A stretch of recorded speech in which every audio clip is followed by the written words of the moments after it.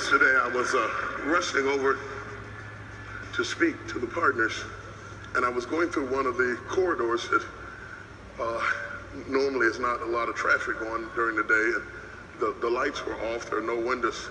It was quite dark, and one of my adjutants that were with me said, "I'm going to run ahead and turn the lights on." Well, it was dark and I was in a hurry. So while he was going to run down and turn the lights on, I know this building, you know. I've been all over this building. I was on this building when it wasn't a building. So I said, I know this building pretty good. And I know just about the corridor has about 24 feet.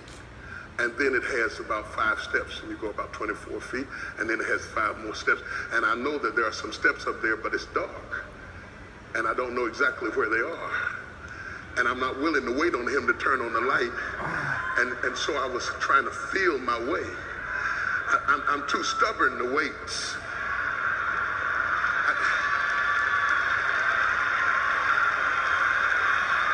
I got too much to do to wait on somebody else to turn my light on. So even if I got to do like this, see, some of you have been sitting back waiting on somebody to turn your light on for 20 years, but I refuse to wait on somebody to turn the light on my path. I got to go if I got to go groping, if I got to go feeling my way, if I got to go pressing my way. I didn't know exactly where the steps were, but I knew I was getting close. Have you ever just about known? You know it's out there. You don't know exactly where it is. You don't want to hurt yourself, but you got to keep moving. Tell somebody, say, I got to keep moving. I don't know the details, but I got to keep moving. I don't know how I'm going to pay for it, but I got to keep moving. I can't tell my friends from my enemies, but I got to keep moving. And if I press my way. And so I didn't want him to see me, because you know how I am. I like to have myself together. But it was in the dark. He couldn't see me no way. And there was no dignified way to grope. So while the lights was out and they couldn't see what I looked like, I was all out like this. I'd have done it real dignified if I could. I'd have done it like that. But see, it was an emergency mode. And when it's an emergency mode, you don't have time to worry about dignity. You got to go ahead and get in whatever position you got to get in to get the breakthrough you got to get. You just got to do what you got to do. I come to tell somebody, you just got to do whatever you got to do. Put that pretty stuff in the closet and go ahead and get to the next place, because something is about. Now the thing that's important about it, the place, is that there is a time and a season for every purpose under heaven. There is a correlation then between the time, the season, and the place.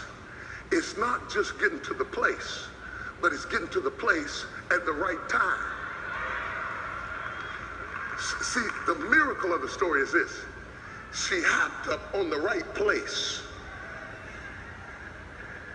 And she got to the place at the same time that Boaz, the owner, happened to have left the city of Bethlehem, and he happened to be coming out to visit the field.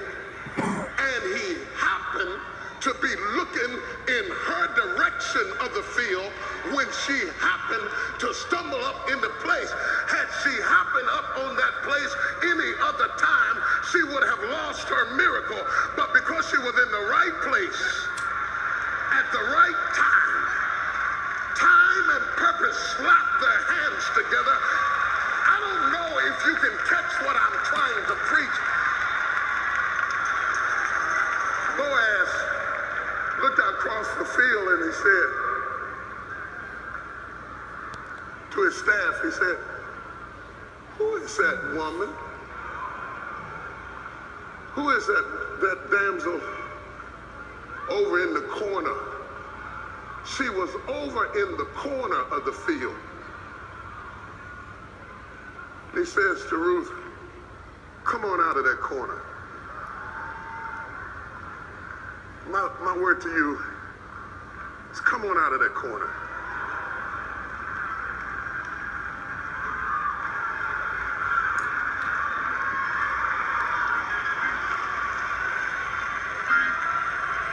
Partners,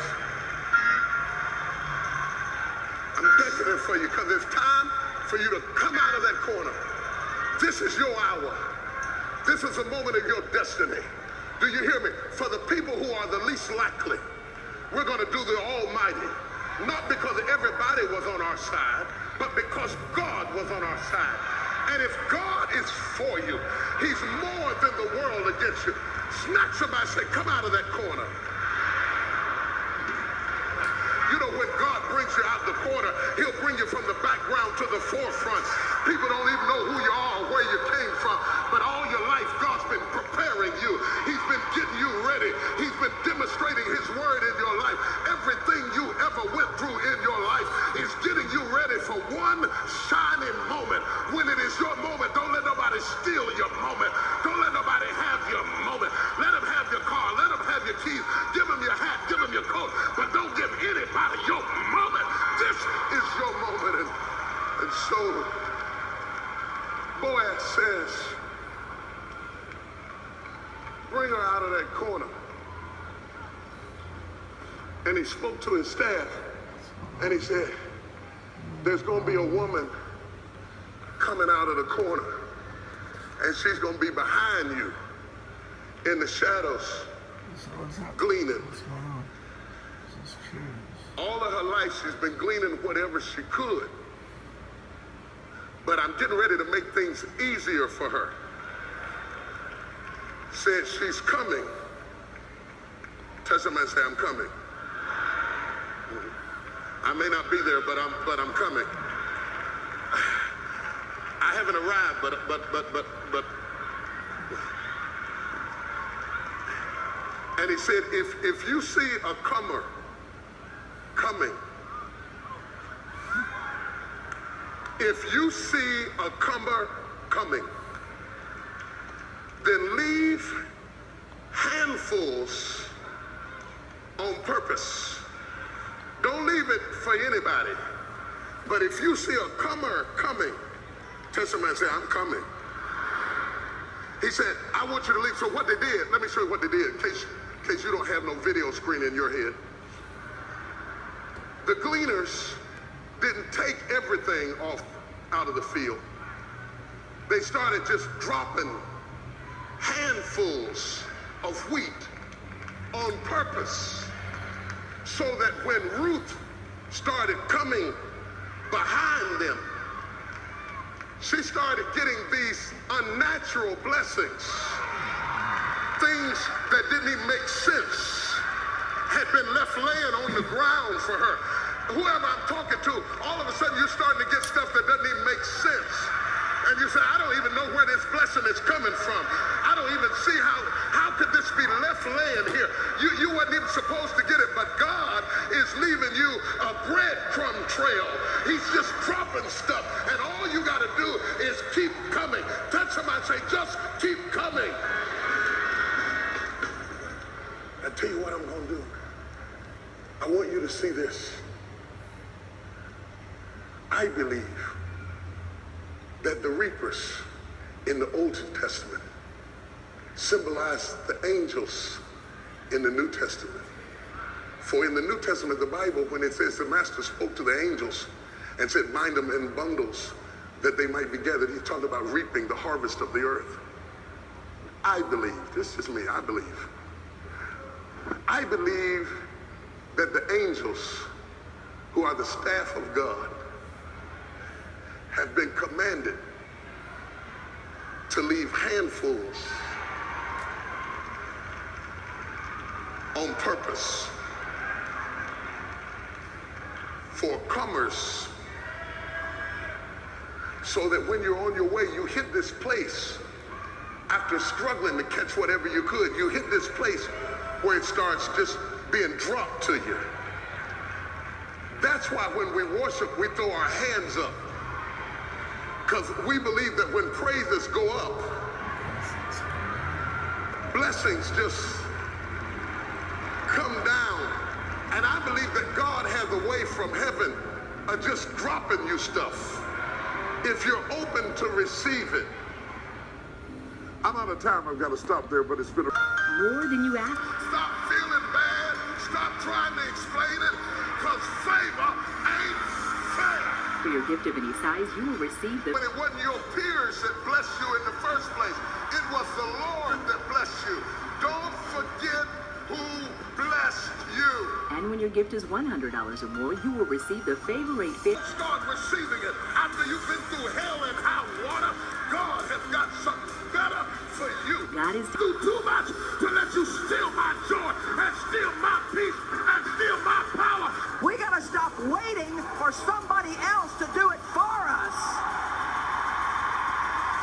And we got to realize that Jesus has already set us free. For faith without works is dead. Being alone. Look at your sister and say, work that thing. I need some women who are ready to get their fight back, to slip up your hands and let the Holy Ghost pray for you right now. You're raising your hands over depression. You're raising your hands over fear. Your hands are raised, your heart is raised. Now lift your voice and take the roof off of this place. If you don't sweat the small stuff,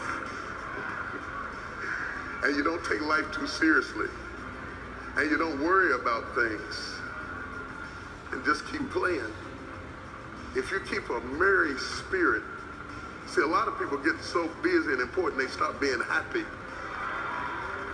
But if you just keep a merry spirit and just keep playing, you stumble up on stuff. God begins to bless you.